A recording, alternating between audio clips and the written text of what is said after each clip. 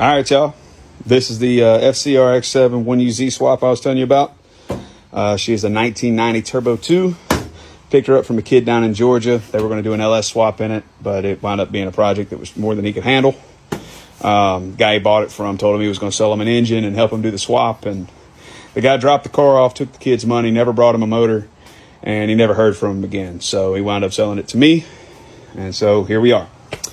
The engine's out of I believe a 99 LS400. It's a VVTi motor, obviously.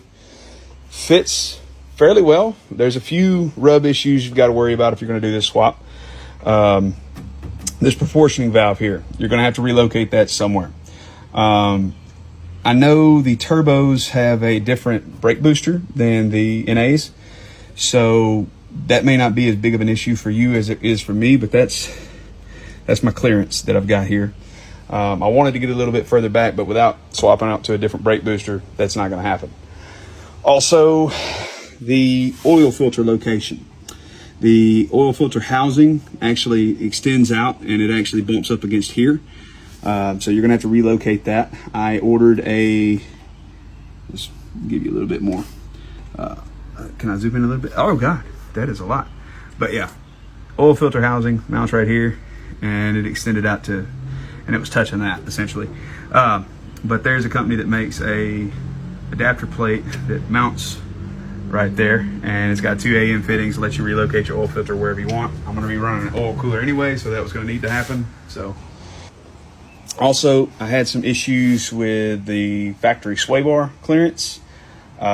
She did not want to clear, so wound up taking the sway bar off. I'm going to see, I've swapped over to S4 lower control arms on here, and so I'm going to see if an S4 sway bar might be a little bit different design than the S5 sway bar.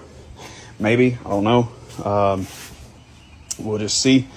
But yeah, she's in here. Oil pan, clearance between the oil pan and the steering rack. It is very tight. It looks like it's touching, but it's not. It's got room to swing in there. Very little room, but it's got room. I want to show you the underside of the car. Now, be gentle on my frame rails. They look like shit.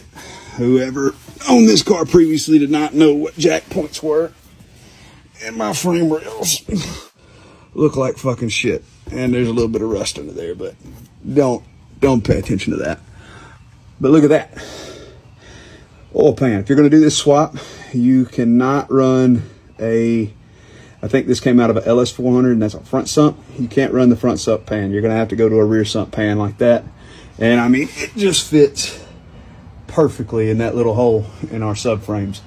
I'm going with a ZF BMW 5-speed trans. It's a PMC adapter plate. Clutch isn't in it yet, since I'm just mocking it up. But it's a small, fairly lightweight transmission.